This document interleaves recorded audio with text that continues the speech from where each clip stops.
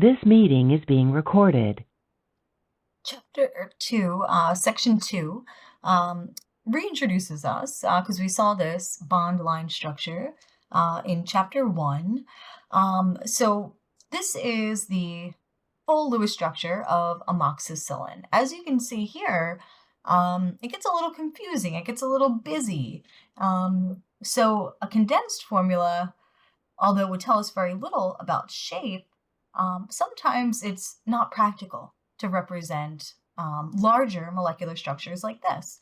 So let's take a look at what's called the bond line structure. So this up top is our full Lewis structure, right? So every lone pair, every single, every double bond is shown, and every atom is shown, including all the hydrogens and carbons. What we see below here is referred to as the bond line structure. Sometimes you'll see it referred to as a skeletal structure, as far as it's the skeleton, and we know that there's these hydrogen atoms to fill the valence, to fill a full octet on all of these carbons.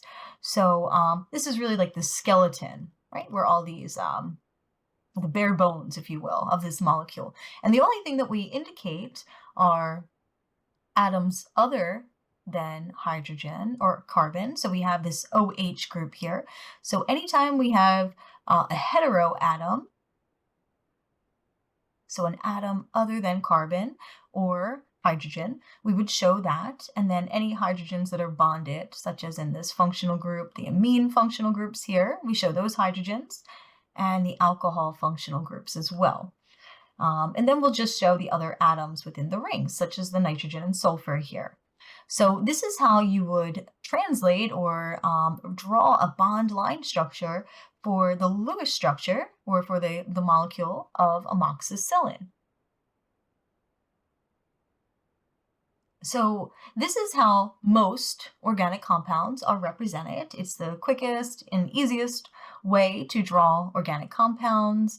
So you need to understand what's happening in these bond line structures. So I had mentioned that this is the same structure, and all the carbon atoms that we saw in this previous Lewis structure are now represented by endpoints or vertices. Right, so all of these dots here, there would be a carbon atom. So there's 6 carbon atoms in this ring structure here. There's a carbon atom here, here, right? So every vertex, every point, every endpoint. So these are all representative carbon atoms, and even on the ends here. So you see these lines on the right side, the endpoints there also represent carbon atoms. So what we see are these lines to represent the carbon atoms, but what we don't see are all the hydrogen atoms that would fill the valence. So each of these carbons here have only a single bond, so they would need 3 other bonds, 2 hydrogens, to fill their full octet here, right? So they would have a full octet. 4 bonds, right? Carbon, we learned, is tetravalent, so it likes to form 4 bonds when it's neutral, and there's no charges indicated here, so we assume that all of our carbons are neutral. So that's the case there, and then we would fill the valence over here as well, so there would be a hydrogen atom in each of these spots as well. And then anywhere else that we see a carbon that only has 1, 2, or 3 bonds to it, we would fill in the rest with hydrogen. So there would be another one here because this carbon is only bonded to 3 other things, etc. Right? 1, 2. So there would be 2 hydrogens here, and right, only 1 hydrogen there. So you get the idea, right? So let's take a look at some smaller molecules and try to work up to larger molecules like amoxicillin. So as I mentioned, each corner or endpoint represents a carbon atom. So in this structure here, this zigzag representation shows us 6 carbons in a chain. So every point, including the endpoints, and every corner of these zigzags represents a carbon atom. So that's a 6-membered chain. This central image here, this will be a 4-carbon chain. And then on the end here, we have another 4-carbon chain. Notice there's no double or triple lines in the first structure, so this has all single bonds. In this structure here, we have a double bond. And this structure here, we're going to have a triple bond, right? But again, every vertex, every corner is going to be a carbon. So in this last structure, we know that we have 4 carbons. So there's one here between the single and triple bond, one here, and then one on the end. So when we represent sp3 and sp2 hybridized atoms, we keep a zigzag representation, as in here we have all sp3 hybridized carbon atoms, and then here we have sp2 with these two guys here. And those are following that zigzag pattern. But when we get to sp hybridized atoms like we have over here with this structure, we have a linear shape. We don't do the zigzag because these triple bonds, looking at the real molecule, they would be linear, so we draw it like so. So again, just to review what we just saw, carbon atoms, they're not labeled. They're assumed by every corner or every endpoint in our zigzag structure, in our bond line structure.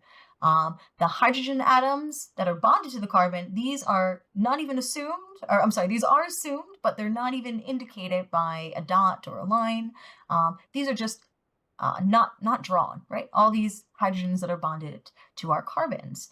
So we just have to assume that a carbon without a charge will have a full octet. So when we see, when we see a bond line structure, this carbon over here, we know would have 3 hydrogens, as would this one to fill its valence, to fill its octet. And then this carbon up here already has 2 bonds, so it would have 2 hydrogens. So if we filled all these in, this is what we have to assume, even without having any drawing to indicate that there's a hydrogen atom. So there's a couple more slides we'll look at in this section. I had mentioned heteroatoms before, so that's shown here. The oxygen would be considered a heteroatom, anything other than carbon and hydrogen. So we see that there are 2 bonds indicated to this specific carbon that's highlighted in green here.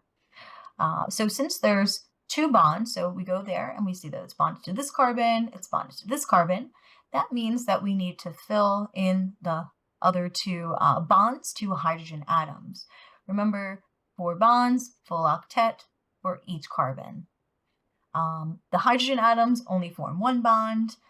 So this is how we would interpret all the hydrogen atoms in this molecule here, right? And we show the lone pairs as well on the oxygen atom. So let's look at these structures here and see if we can do what we've been doing, right? So let's look at how many carbons, how many hydrogens are in these structures. So I'll do this first one here. We'll count every endpoint, every vertex of the zigzag here. So we have 6 hydrogens, and then we fill in the octet. So 1, 2, 3 hydrogens here, just like this other end, because each of those carbons has 1 other carbon-carbon bond, so we need 3 carbon-hydrogen bonds. Here, we're going to need 2 hydrogens, because we have 2 bonds to carbon. Same thing here, same thing here, and same thing there. So we have 3, 6, 8, 10, 12, 14. Oh, I'm sorry, this should be 6 carbon, and then we have 14 hydrogen atoms in this structure. So we could do the same thing for the next one. 1, 2, 3, 4, 5, 6. 6 carbons. 3, 6, 7, 8, 9, 10, 11, 12, 13. And then this will be our 14th hydrogen here, right? So I'll fill in the lines for that one.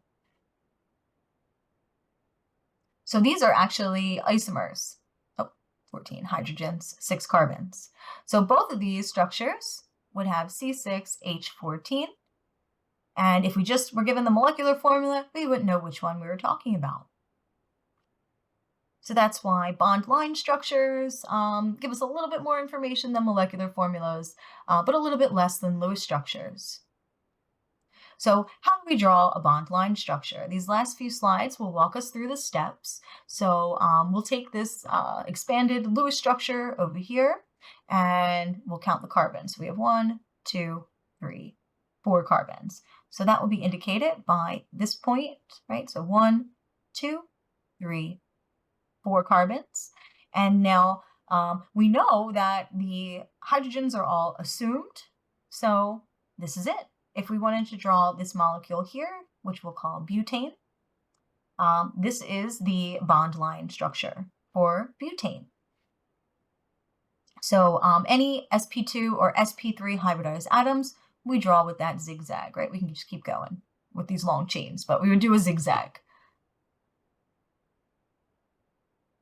So another rule, when drawing double bonds, we want to draw all bonds far apart as possible. So if this was an sp2 hybridized carbon in the middle here, whatever these groups are down here, we don't know if they're hydrogens or other hydrocarbon chains, but we want to draw everything as spaced out as possible. So we would not do this. We would not draw our CO double bond, which is called a carbonyl. We would not draw our carbonyl in this fashion. What we would do is place it on top of the vertex of that zigzag.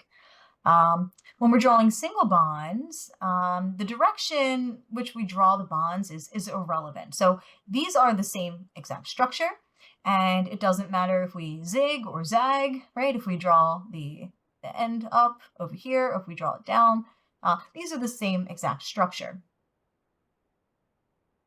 Rule number 4, this is the word that I've been mentioning, the heteroatom, so other, right, than carbon and hydrogen.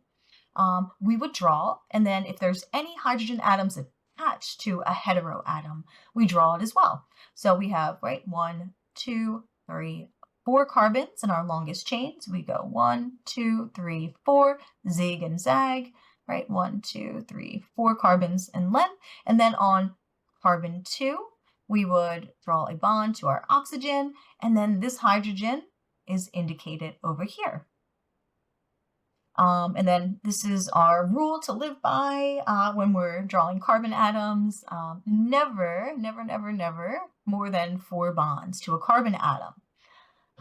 And that's due to this octet rule. So we will continue with how to identify functional groups and things of that nature in our next lecture.